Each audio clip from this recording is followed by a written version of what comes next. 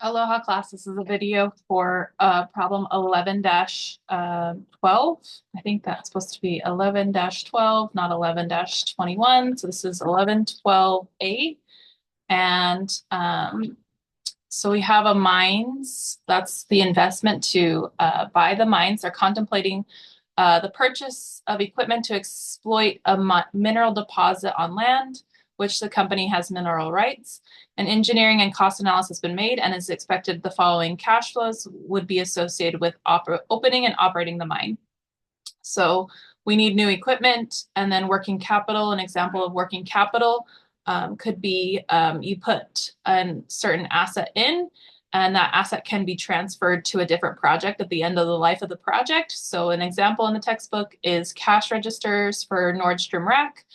They can use the cash registers and it's an initial cost to invest those assets in there, and then they usually are released at the end of the life of the project, so they still have value and could be used elsewhere.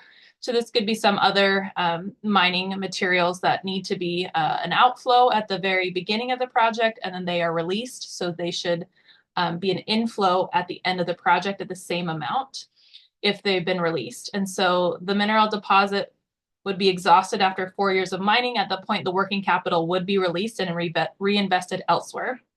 So we are going to release that at the end of 4 years. 4 years, the company's required rate of return is 20. And yeah, here are some of the cash flows. So this is the setup. Maybe you should start without all the things in there. But that's the end goal over here. So you can do this either way if you like the horizontal way, or if you like the vertical way, that's all good. So we need this investment. So if we want to do it this vertical way, we're going to invest $275,000 on equipment. And also we need that working capital. So these are the cash flows needed. Over here, try to zoom in. So we need these. And then it says there's going to be inflows and it clarifies, right? So the sale of ore less all the expenses are going to be the net cash receipts or inflows through year 1 through 4, 120,000 every year is what we're going to be making. And then we would have a cost to construct new roads in 3 years. This would be an outflow just in year 3. So just that one outflow. Salvage values at inflow in the last year of the project. So typical inflows and outflows, we talk about that in class. And so outflow of the construction of new roads. Oh, and is there anything else? That's in year 3. Yep. So we're good with this one. Outflow 40,000. We're going to have the salvage value of 65,000 inflow. And then we need to release this working capital. So this 100,000 will be released at the end of the project. So that would be an inflow. So you can see the positive inflows and then the outflows. And then we want to discount this back to today and see how much it's going to be worth. And so that's when we use our PV tables. Let me pull my PV table. I thought I had it up. Huh. Oh, there it is. I just need to download it real fast. Time value of money table. So this would be today. So 1.00 is the discount factor for today because it's not discounted. We're going to need an annuity for year 1 through year 4. And then it's at 20%. So it's at 20% over here. And then we want just the one-time payment at year 3 at 20%. And then the one-time payment at year 4 at 20%. And these would be the same discount factor. Okay, so I think I have it downloaded. Let's get to it. Time value of money tables. Okay. Sorry for the delay. Pull yours up so we can start looking over it. So we're going to rotate this and say this is a PV of 1. So you're going to need that 3-year at 20%. 3-year at 20% looks like, oh, let's get it lined up correctly. 0.579 and 0.482. 0.579 and 0.482 for those ones. And then we need the annuity. So I'm going to use the bottom, or this will be the back of your paper. Used for an annuity. This is 4 years at 20%. So looks like 2.589. 2.589. Okay, And so that's how you could do it using the annuity function or annuity discount factor. And we're going to multiply here. So I'm multiplying across. That would be exactly the same. And then it's going to be our annuity. We're factoring in that for the 4 years, multiplying across. And so the 0.579 multiplied by negative 40,000, give me this. And then net present value would be the sum. NPV is going to be the sum of all the inflows and outflows. So sum these all up.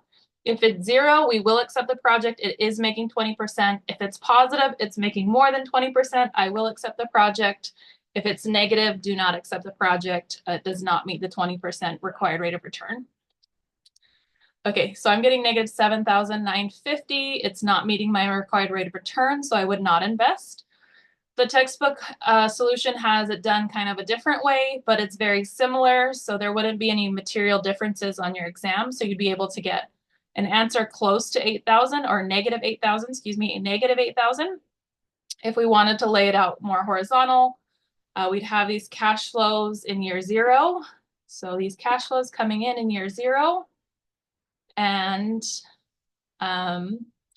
then we have the inflows every year. So the inflows of the 120,000 every year.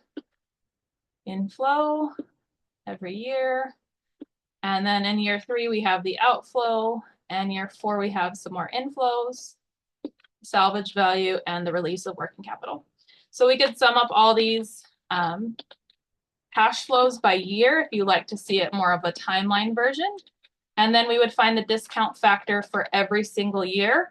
I've already done year 3 over here, so I'm going to refer to year 3, year 4 over here, and then we need year 2 and year 1 at 20%. And so let's do year 2 and year 1, just a one-time payment, 20% all the way down here. Oh, sorry, 20%, excuse me. And 1 and 2, 0.833, 833,694.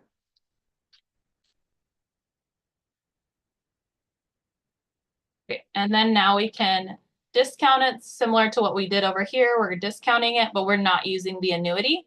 So your textbook doesn't like to use the annuity, and that's okay. So I've summed all of our cash flows, and then this, so cash flows, our discount factor, and then these would be the discounted cash flows. Oh, did I put them in the wrong place though? I put them in the wrong place. Okay, so there we go, better. I got my discount factors lined up.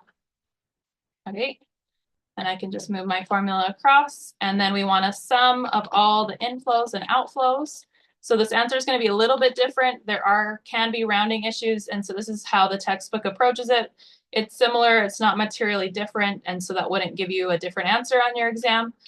So if you want to do it year by year and find the individual discount factors, there can be rounding issues, and so that's why it's a little bit off, and we can view the solution on how it does it year by year. So let's see the year by year.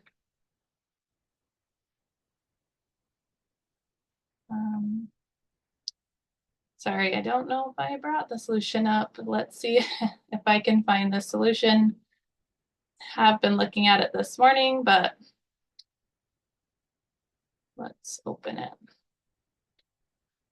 Okay, so this is 1112A. So this is how the textbook is approaching it, what we have just found over here. So we did all the cash flows, we summed them up, we used the discount factor, and they're getting approximately net present value of negative 8,070. And the other method, we got pretty close to that, and it's just a rounding issue with the discount factors. So hopefully this helps you on your homework, and I'll see you in the next video or in class.